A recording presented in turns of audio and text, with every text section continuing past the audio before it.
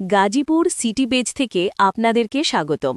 মৌচাক সখীপুর বাজারে গণসংযোগে আতিকুল ইসলামের বিজয়ী পথে দৃঢ় পদক্ষেপ। জনগণের ঢেউয়ে প্রচারণা ঘিরে উৎসবমুখর পরিবেশ। সাংবাদিক মোহাম্মদ মোতালেব হোসেন, গাজীপুর, ৩০ জানুয়ারি ২০২৬। গাজীপুর ১ ও ২ আসনের প্রার্থী আতিকুল ইসলাম আজ মৌচাক সখীপুর বাজারে গণসংযোগ ও লিফলেট বিতরণের মাধ্যমে নির্বাচনী মাঠে এক শক্তিশালী ছাপ ফেলেছেন। বাজারের ব্যবসায়ী ও সাধারণ মানুষ সরাসরি তার পাশে দাঁড়িয়েছে, যা স্পষ্টভাবে প্রতিফলিত করছে জনগণ এবার সঠিক নেতৃত্ব চায়, অবহেলিত সমস্যা আর সহ্য করবে না।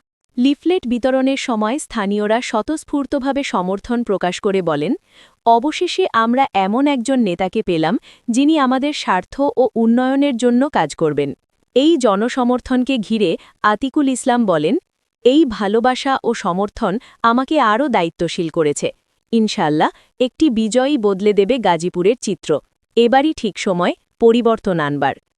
রাজনৈতিক বিশ্লেষকরা মনে করছেন, গণসংযোগে প্রদর্শিত জনসমর্থন নির্বাচনী মাঠে দৃঢ় বার্তা পাঠাচ্ছে। দীর্ঘদিনের অবহেলিত সমস্যার সমাধান ছাড়া আর কোনো বিকল্প নেই।